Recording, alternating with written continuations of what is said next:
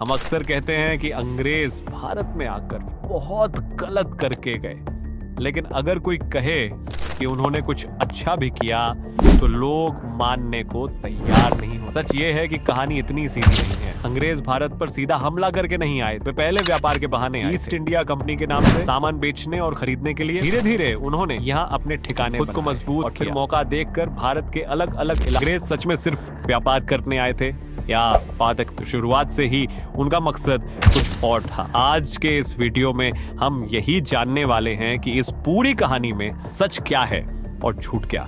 अगर वीडियो पसंद आए तो लाइक जरूर करें और ऐसे ही वीडियो के लिए चैनल को सब्सक्राइब करना ना भूलें। नाम से ही साफ है, ये एक व्यापारिक कंपनी थी। इसका काम था भारत से सामान खरीदना और इंग्लैंड भेजना। शुरुआत में सब कुछ ठीक चल रहा था। कपड़ा, मसाले, रेशम जैसी चीजें भारत से ली जाती थीं और इंग्लैंड में बेची जाती थीं।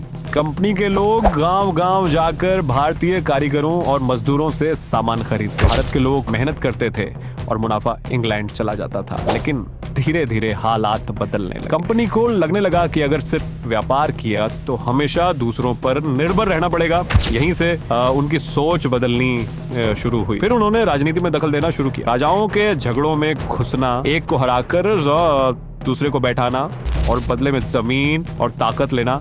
धीरे धीरे कुछ गांव, कुछ इलाके और फिर पूरे के पूरे राज्य उनके कब्जे में आते चले गए। भारत, जिसे कभी सोने की चिड़िया कहा जाता था, वही भारत अंग्रेजों की आधी से ज्यादा दौलत, कुछ लोग कहते हैं लगभग पूरी की पूरी दौलत, अपने देश भेज दी।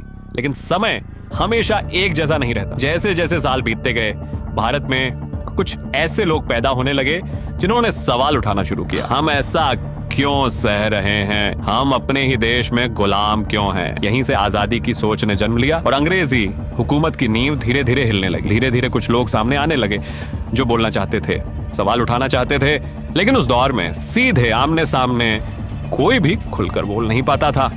कोई ये कहने की हिम्मत नहीं करता था कि हम ये नहीं करेंगे। भारत पर बातें तो होती थीं, लेकिन आवाज दबा दी जाती थी। जिस भारत को कभी सोने की चिड़िया कहा जाता था, उसी भारत के लोग आज हाथ पर हाथ रख कर बैठे थे। आम आदमी सिर्फ देख रहा था कि उसका देश लुट रहा है, उसकी मेहनत छीनी जा रही है, लेकिन वह कुछ कर नहीं पा रहा था। अगर कोई आवाज उठाने की कोशिश करता तो उसके साथ सख्ती की जाती। डर का ऐसा माहौल बना दिया गया था कि लोग बोलने से पहले 100 बार सोचते। कई बार पूरे परिवार को दबाव में डाल दिया जाता ताकि कोई दोबारा सवाल न करे। लोगों से इतना कर लिया जाता था जितना उनकी क्षमता से कहीं ज्यादा था।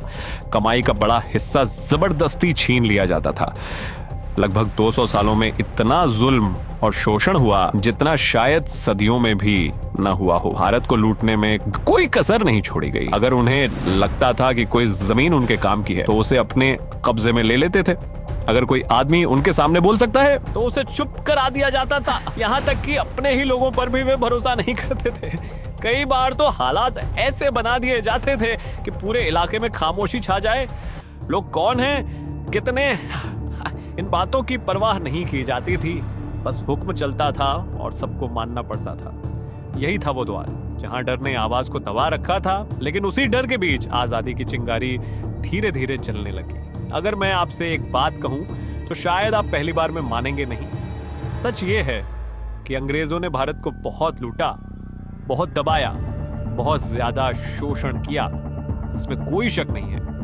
इतना जुल्म हुआ कि लाखों करोड़ों लोग भूख, गरीबी और बदहाली में मर गए। इतनी बड़ी संख्या थी कि आज सुनकर भी रोंगटे खड़े हो जाते हैं। उस समय हालात ऐसे थे कि लोग खुलकर विरोध नहीं कर पाते थे। डर, मजबूरी और ताकत का फर्क बहुत ज्यादा था। आज अगर कोई भारत पर कब्जा करने की सोचे तो 2025 के भारत में एक दिन भी टिक नहीं पाएगा। लेकिन उस दौर का भारत अलग था। मेहनती था लेकिन कमजोर था और संगठित नहीं था। भारत सोने की चिड़िया कहा जाता था। उसी भारत को इतना दबा दिया गया कि लोग सिर्फ सहते रह गए। लेकिन इसी कड़वी सच्चाई के बीच एक और बात भी है जिसे मानना थोड़ा मुश्किल लगता है। अंग्रेज कुछ ऐसी चीजें भी छोड़ गए जिनका इस्तेमाल भारत आज भी कर रहा है और आगे भी करता रहेगा। अब आप सोचेंगे, इतना जुल्म करने वाले भला कुछ अच्छा कैसे कर सकते हैं? तो सुनिए, सबसे बड़ा उदाहरण है रेलवे। आज रेलवे भारत में सबसे ज्यादा इस्तेमाल होने वाली सुविधाओं में से एक है। लेकिन ये रेलवे भारत के विकास के लिए नहीं बनाई गई थी। अंग्रेजों ने रेलवे इसलिए बनाई ताकि जो सोना, चांदी और सामान वे भारत से लूटते थे उसे जल्दी और दूर दूर तक बंदरगाहों तक पहुंचाया जा सके। पहले जो सफर सालों में पूरा होता था वह महीनों में होने लगा, और जो महीनों में होता था वह कुछ दिनों में। रेलवे उनके लिए एक औजारे थी, लूट को आसान बनाने का। लेकिन समय के साथ वही रेलवे भारत के काम आ गई और आज देश की रीढ़ बन चुकी है। यही इतिहास की सच्चाई है। अंग्रेजों ने भारत को बहुत नुकसान पहुंचाया, लेकिन अनजाने में कुछ ऐसी चीजें भी छोड़ गए जिन्हें भारत ने अपने हक में बदल लिया। अगर अंधेरा है तो रोशनी भी आएगी। आज वही भारत एक ऐसी जगह खड़ा है जहां बड़े बड़े देश भी उसकी ताकत को मानते हैं। अब आते हैं कहानी के उस मोड़ पर जहां अंग्रेजों को लगने लगा था कि यह सोने की चिड़िया अब उनके हाथ से निकलने वाली है।